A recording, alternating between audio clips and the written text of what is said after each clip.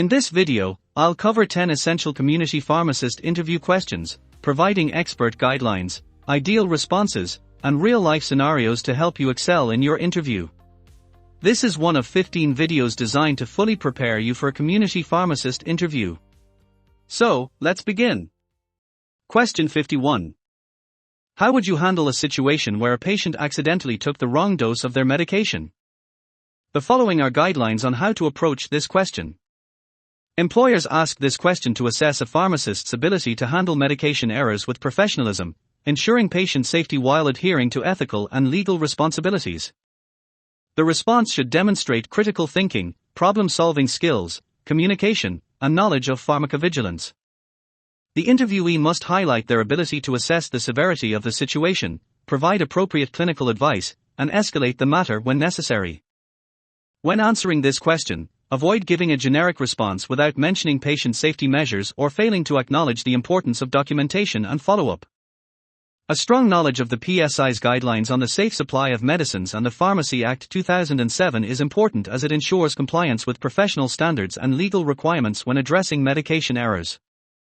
Taking into consideration the guidelines given above, here is an example of how you can respond to this question. If a patient accidentally took the wrong dose of their medication, my priority would be ensuring their safety. I would begin by assessing the situation, identifying the medication, dose taken, and potential adverse effects. If necessary, I would contact the National Poisons Information Center or the patient's GP for further guidance. I would then provide clear advice to their patient, instructing them on any steps they need to take, such as monitoring for symptoms or seeking urgent medical attention. Finally, I would document the incident, report it if required, and take steps to prevent recurrence, such as reinforcing medication counseling and patient education. Example scenario. I remember when a patient accidentally took double their prescribed dose of warfarin due to confusion over their tablet strength. I remained calm and assessed the situation by confirming the exact dose ingested and reviewing the patient's INR monitoring history. Since warfarin carries a risk of bleeding, I immediately advised the patient to watch for signs of bruising, nosebleeds, or dark stools and contacted their GP for urgent INR testing and dose adjustment. The GP arranged for blood tests and adjusted their anticoagulation plan accordingly. To prevent recurrence, I provided detailed counseling on their warfarin regimen and recommended the use of a pill organizer. The patient appreciated the intervention, and the error was resolved without complications. Question 52. What do you do if a patient loses their prescription? The following are guidelines of how to approach this question. When answering this question, demonstrate problem-solving skills, ethical judgment, and knowledge of Irish pharmacy regulations. Employers ask this question to assess your ability to handle real-life pharmacy challenges while ensuring patient safety and regulatory compliance. Your response should show that you can effectively communicate with patients, prescribers, and healthcare teams, while also maintaining professionalism and confidentiality. It's important that you avoid making assumptions about the patient's intentions or dispensing medication without proper authorization. In this scenario, strong knowledge of the medicinal products, prescription and control of supply, Regulations 2003 and the PSI's guidance for pharmacists on the safe supply of medicines is important as it ensures compliance with legal and professional obligations. Taking into consideration the guidelines given above, here is an example of how you can respond to this question. If a patient informs me that they have lost their prescription, my priority is to ensure that they receive the necessary medication safely while complying with legal requirements. I would first ask for details about the prescription, such as the prescribing doctor, medication name, dosage, and the date it was issued. I would then explain that under Irish law, a pharmacist cannot dispense medication without a valid prescription, and I would advise the patient to contact their GP or prescriber to issue a replacement. If it is an emergency and the medication is essential, I would assess whether a temporary emergency supply could be provided under the Medicinal Products Regulations 2003, ensuring their supply is within legal limits and in the best interest of patient safety. Example scenario. I remember when a long-term patient who was on amlodipine for hypertension came in distressed, stating they had lost their prescription while traveling. They were concerned about missing doses. I reassured them and contacted their GP practice, explaining the situation. The GP confirmed the prescription details and issued a replacement, which I dispensed once received. In another case, a patient on levothyroxine required an emergency supply. Since it was a regular long-term medication, I assessed the need, documented the supply in accordance with PSI guidance, and ensured the patient followed up with their doctor. These situations highlight the importance of clear communication, legal compliance, and patient-centered care. Question 53. What is your approach to recommending over-the-counter, OTC, medications? The following are guidelines of how to approach this question. Employers ask this question to assess a pharmacist's clinical knowledge, communication skills, and patient-centered approach in recommending OTC medications. The response should demonstrate an ability to gather relevant patient information, assess symptoms, identify red flags, and recommend safe and effective treatment options.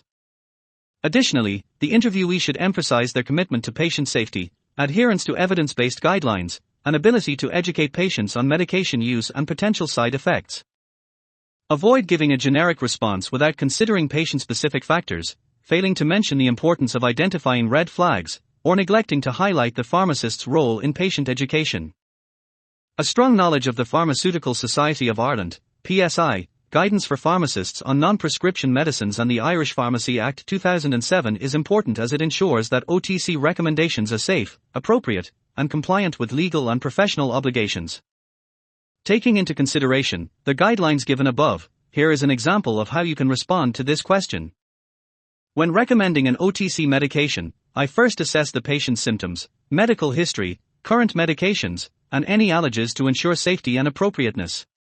I carefully identify red flags that may require referral to a doctor.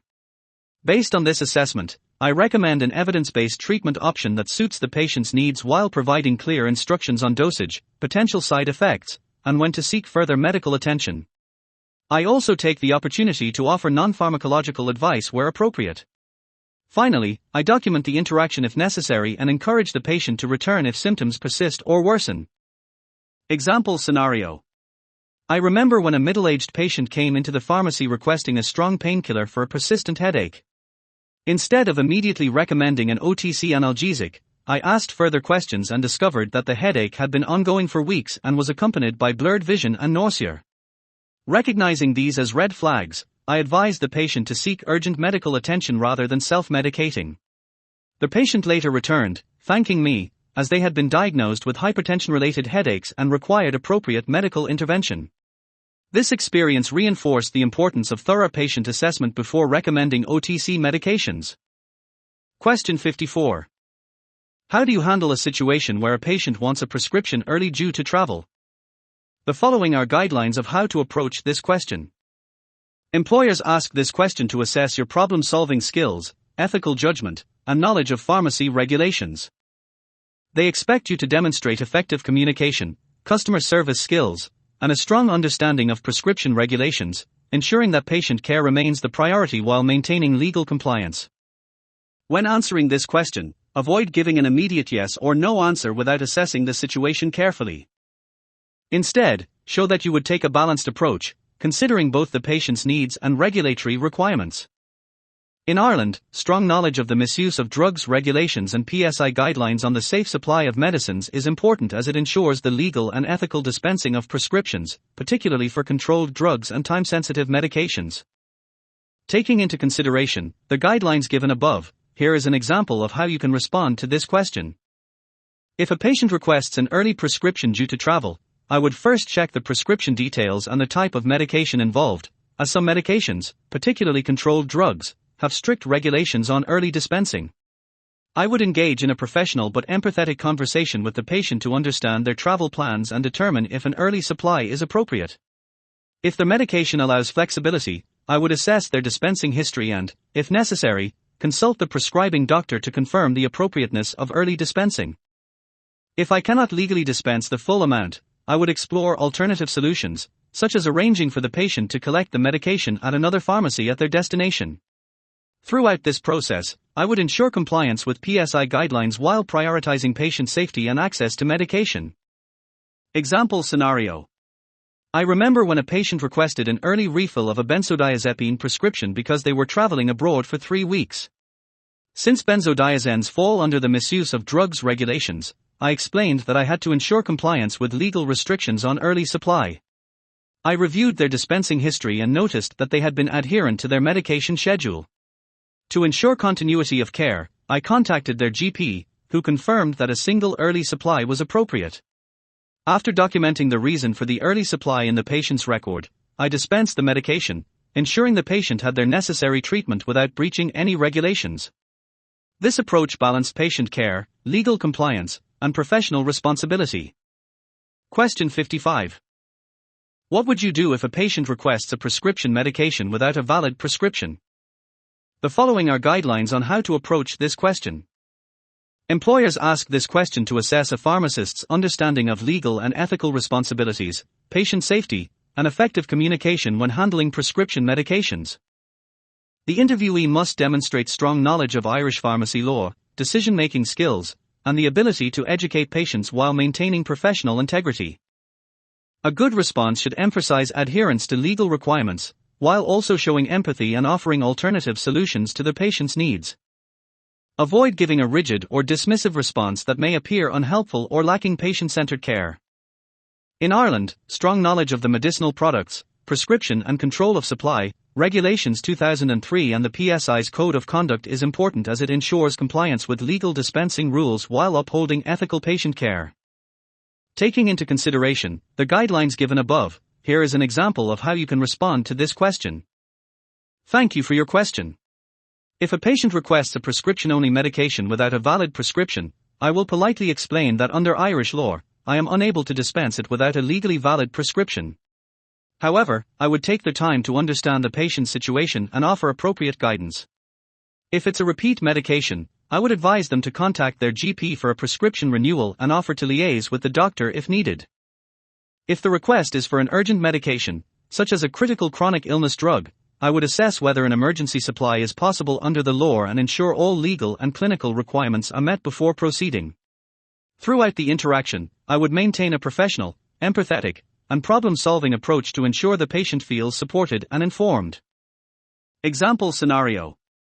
I remember when a patient came in requesting atenolol, stating they had run out and couldn't get a GP appointment for another week. I calmly explained that I couldn't supply it without a prescription but reassured them that there were possible solutions.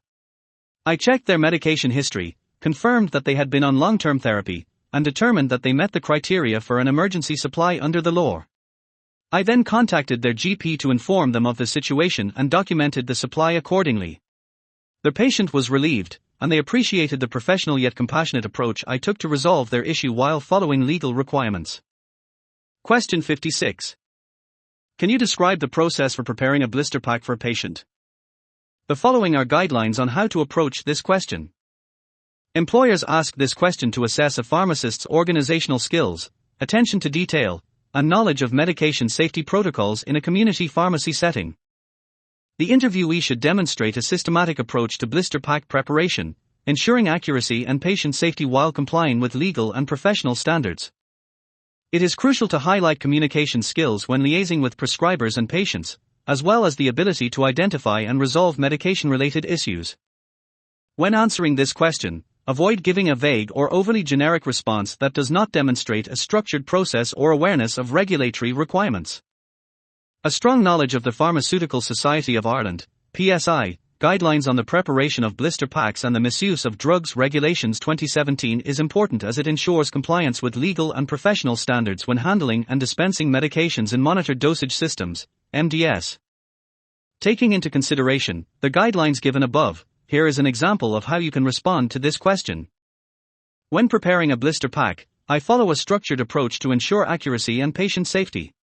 First, I review the patient's prescription and medication history to check for interactions or contraindications.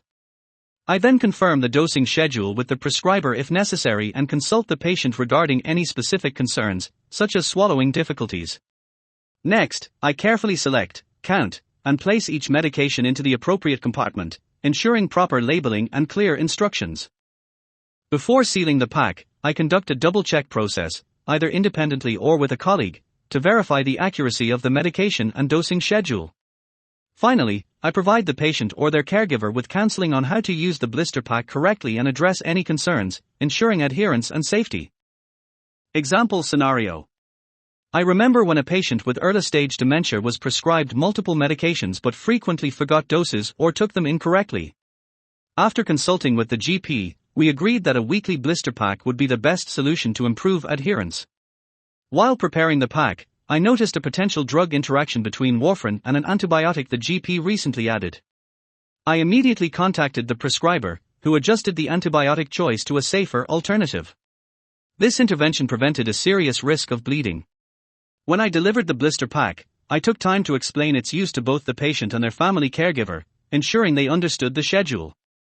The patient's family later reported improved adherence and confidence in managing the medication regimen. Question 57. How would you handle a prescription written by a foreign doctor? The following are guidelines of how to approach this question. Employers ask this question to assess a candidate's ability to ensure patient safety, comply with Irish pharmacy regulations, and exercise professional judgment when handling prescriptions from foreign prescribers. The response should demonstrate strong knowledge of legal requirements, effective communication skills, and attention to detail when verifying such prescriptions. The interviewee should also emphasize the importance of checking the prescriber's legitimacy, ensuring the prescription is clinically appropriate, and determining whether it can be dispensed under Irish law.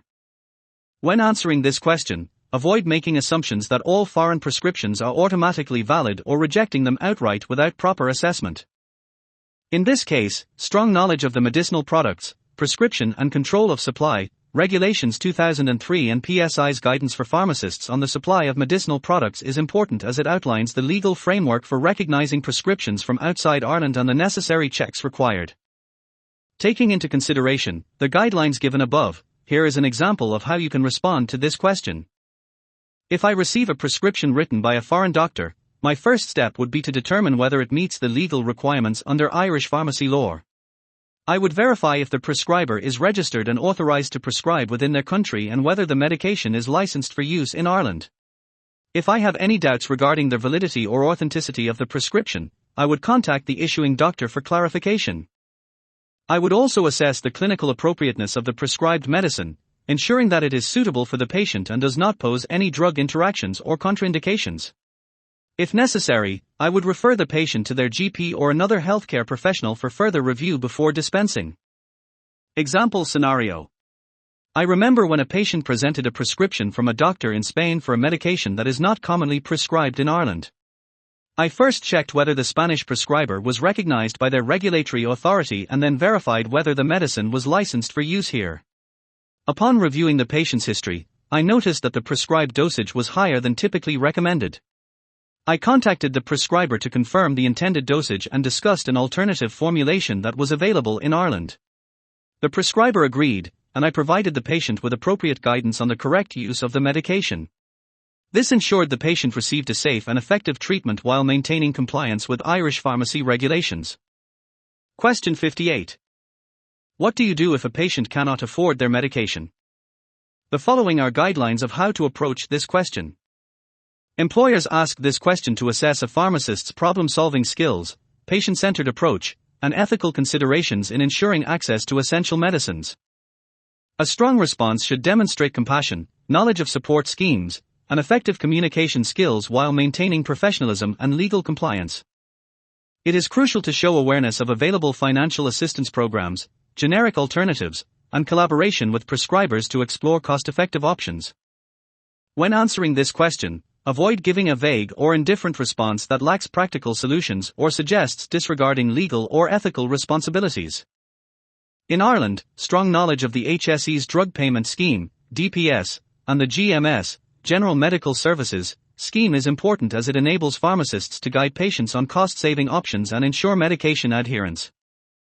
Here is an example of how you can respond to this question. If a patient cannot afford their medication, my first step is to have a compassionate and discreet conversation with them to understand their situation. I would then explore cost-saving alternatives, such as generic versions or alternative treatments, after consulting the prescriber if necessary. Additionally, I would check if they are eligible for state support schemes like the GMS, Drug Payment Scheme, or a hardship scheme through the HSE and provide guidance on the application process. If immediate assistance is required, I would discuss possible short-term solutions, such as splitting the prescription into affordable portions or referring them to local charities that may offer support. My goal is to ensure the patient can access their medication without compromising their health while adhering to legal and ethical standards. Example scenario. I remember when a patient came in with a prescription for an expensive inhaler for asthma but expressed concerns about the cost. After discussing their financial situation, I identified that they were eligible for the drug payment scheme, which caps monthly medication costs. While they applied, I consulted their GP about switching to a clinically appropriate generic alternative that was significantly cheaper. In the meantime, I provided a small supply until their eligibility was processed, ensuring continuity of care. The patient was extremely grateful, and this intervention helped them manage their condition effectively without financial strain. Question 59.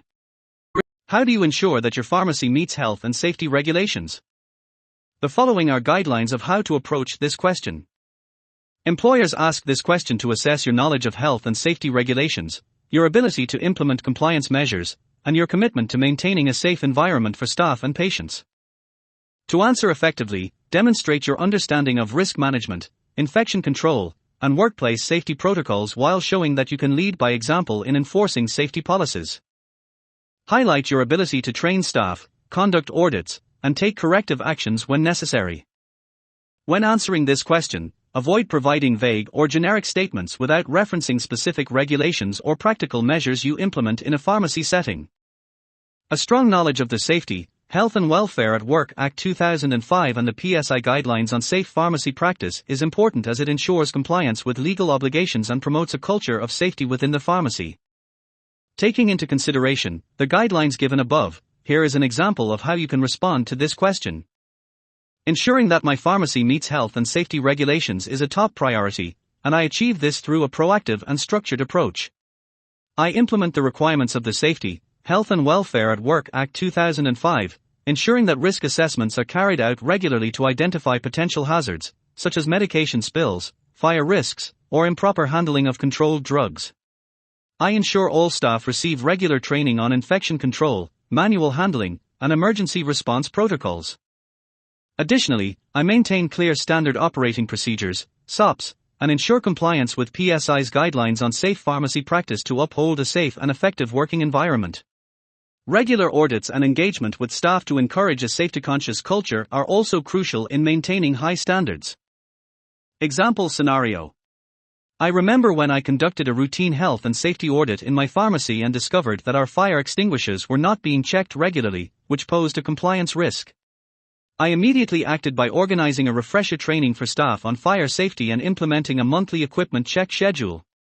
Additionally, during the audit, I identified that some hazardous waste disposal procedures needed improvement, so I worked with the team to reinforce proper disposal protocols and ensured that all bins were correctly labeled. As a result, we passed our next regulatory inspection without any issues, and staff became more proactive in maintaining a safe working environment. Question 60. How do you support patients who struggle with medication adherence?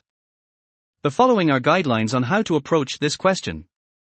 Employers ask this question to assess a pharmacist's ability to provide patient-centered care by addressing barriers to medication adherence such as forgetfulness, side effects, or financial constraints. A strong response should demonstrate effective communication skills, problem-solving abilities, and a compassionate approach to patient care. The employer expects the interviewee to highlight practical interventions like medication synchronization, reminder strategies, or patient education. When answering this question, avoid providing a generic response without explaining how specific strategies improve adherence. In Ireland, strong knowledge of the Pharmaceutical Society of Ireland, PSI, guidelines on patient counselling and the HSE medication adherence guidelines is important as it ensures that pharmacists provide safe, evidence-based support to patients.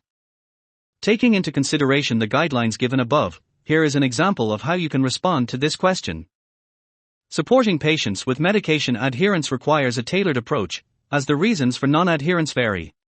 First, I engage the patient in a non-judgmental conversation to understand their concerns, whether they relate to side effects, cost, or forgetfulness.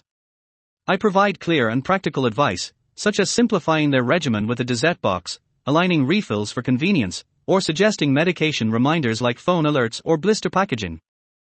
For patients struggling with understanding their treatment, I take time to explain the importance of adherence, emphasizing how their medication works and its long-term benefits. Additionally, I collaborate with GPS and healthcare teams when necessary to explore alternative formulations or regimens that may improve adherence. Example scenario. I remember when a patient with hypertension frequently missed doses of amlodipine due to a busy work schedule. After discussing his routine, I suggested a weekly blister pack and advised setting an alarm on his phone. To reinforce adherence, I provided educational leaflets explaining the risks of uncontrolled blood pressure, emphasizing the importance of consistent medication use. At his next refill, he reported improved adherence and better blood pressure control, appreciating the personalized support.